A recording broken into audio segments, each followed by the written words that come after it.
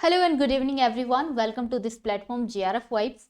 तो guys, I know आप सभी लोगों की प्रेपरेशन अच्छी चल रही है, लेकिन एक छोटा सा डाउट जो हर एक स्टूडेंट का होता है कि हमें फैक्चुअल डेटा याद नहीं रहता, तो उसको कैसे याद किया जाए। क्योंकि आपका सेकंड पेपर चाहे जो भी हो, पेपर वन में भी कुछ फैक्चुअल चीज़ें होती हैं और पेपर टू में भी फैक्चुअल डेटा होता है जो आपको याद रखना होता है और उससे क्वेश्चन भी बनते हैं। मेरा सब्जेक्ट है journalism and mass communication. Specially अगर आपको मास कम्युनिकेशन आपका सेकंड सब्जेक्ट है, तो पिछले 4 से 5 अटेम्प्ट से मास कम्युनिकेशन का पेपर जो सेकंड पेपर है काफ़ी फैक्चुअल आ रहा है। मतलब 70 to 80% आपको फैक्चुअल क्वेश्चन पेपर देखने को मिलेगा। तो जाहिर सी बात है कि आपको फैक्चुअल डेटा पता होना चाहिए।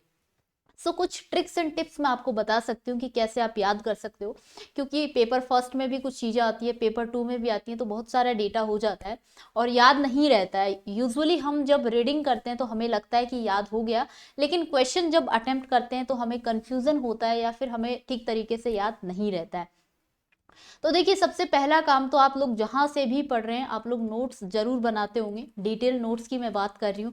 वहाँ पे आप कॉन्सेप्ट भी लिखते होंगे और वहाँ पे आप फैक्चुअल डेटा भी लिखते होंगे। आपका जो भी सेकंड पेपर है, बुक्स होंगी, कुछ उनके ऑथर्स के नाम होंगे, कुछ कॉन्सेप्ट होंगे, उसके प्रोपाउंडर्स के नाम होंगे, या फिर कोई डेट या ईयर आपको याद रखनी होती होंगी।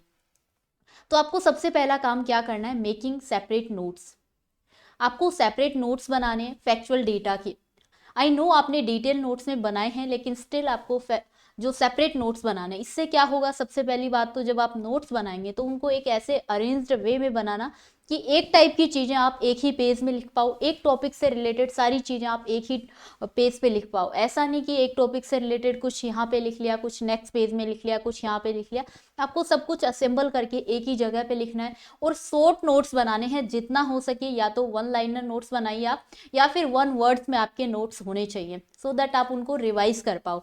और जो आपका एग्जाम का लास्ट टाइम होता है, लास्ट जो 15 डेज 20 डेज होते हैं, उसमें काफ़ी मैटर करता है कि आपके कितने शॉर्ट नोट्स हैं, आप उनको इतना अच्छी तरीके से रिवाइज कर पाओगे। सेपरेट नोट्स बनाने का ये भी फ़ायदा है कि आपका टाइम बचेगा। आपको बार बार एक छोटी सी चीज़ देखने के लिए पूरी आपकी जो भी डिटेल नोट्स हैं उनको बार बार देखना नहीं पड़ेगा। सेपरेट नोट्स बनाना, जितना हो सके शॉर्ट बनाना और उनको रिवाइज करना। आपको स्टार्टिंग में ये टेंशन नहीं लेना है कि इतना सारा कैसे मुझे याद होगा। आप जब भी पढ़ने बैठें तो स्टार्टिंग के 10 मिनट आपको उनको रिवाइज करना है। जहां भी आप पढ़ रहे हैं, आप सामने की वॉल पे वो शॉर्ट नोट्स स्टिक कर सकते हैं, उनको लगा सकते हैं, और कभी भी आप उनको 5 मिनट में रिवाइज कर सकते हैं। बहुत ज़्यादा टाइम नहीं लगेगा। जस्ट आपको रीडिंग करनी है, कैजुअल रीडिंग करनी है, रट्टा मारने आपको नहीं बैठना है। 5 से 10 दिन आपको ये काम करना है। सेकेंड थिंग, आप निमोनिक और ट्रिक्स बनाकर इन चीज़ों को याद कर सकते हैं। मतलब ये है कि रिलेट करके पढ़िए। जितना चीज़ों को आप रिलेट करके पढ़ेंगे, अगर आपको कोई डेट याद करनी है तो कोई किसी के बर्थडे से रिलेट करिए, किसी आपकी लाइफ का कोई भी इवेंट है उससे रिलेट करके पढ़िए। या फिर निमोनिक आप बना सकते हैं। स्टार्टिंग का जो भी लेटर होता है, कोई भी कॉन्सेप्ट होता है, स्टार्टिंग के लेटर से, या फिर जो आपके सीक्वेंस वाले क्वेश्चन आते हैं, क्रोनोलॉजी वाले क्वेश्चन आते हैं, तो उनको ट्रिक्स से जितना हम याद करने की कोशिश करेंगे, वो उतना ही हमें लॉन्ग टर्म के लिए याद रहेंगे।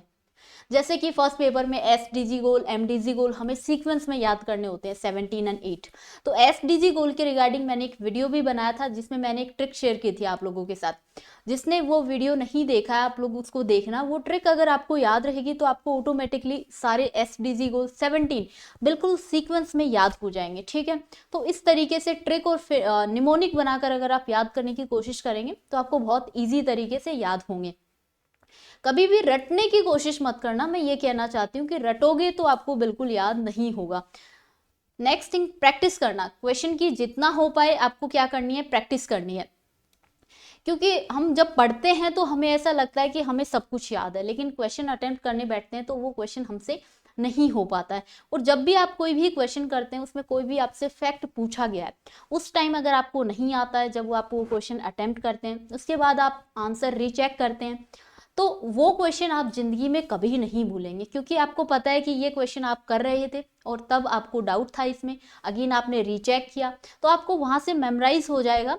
और सारी चीजें आप वापस रीचेक करते हैं तो उस टॉपिक से रिगार्डिंग सारी चीजें एक बार पढ़ लो थोरोली। ठीक है, match of the following question ये बहुत इंपॉर्टेंट रोल प्ले करते हैं, क्योंकि अगर आपके पास कोई बुक नहीं है या पेपर नहीं है, क्वेश्चन बने बनाए नहीं हैं, तो आप खुद से बना सकते हैं। ठीक है, आपने जितने भी सेपरेट नोट्स बनाए हैं फैक्चुअल डेटा के, उनसे आप खुद क्वेश्चन क्रिएट कीजिए, 5 से 10 question match of the following के इस साइड लिख सकते हैं, उनको फिर मैच करिए। तो इस तरीके से क्वेश्चन ज़्यादा से ज़्यादा आप अटेम्प्ट करोगे तो आपको फैक्चुअल डेटा क्वेश्चन के अकॉर्डिंग भी ज़्यादा याद रहेगा, और क्वेश्चन जब करते हैं तो वो हम फिर चीज़ वो कभी नहीं भूलते हैं। ओके, और जनरल रीडिंग कर लो, स्टार्टिंग के 5 मिनट डेली आप जनरल रीडिंग भी कर लेते हैं, तो इस तरीके से आप फैक्चुअल डेटा याद कर सकते हैं। मैंने भी इसी तरीके से किया था, वो ट्रस्ट में याद हो गया था। आप इस प्रोसेस को अप्लाई कर सकते हैं।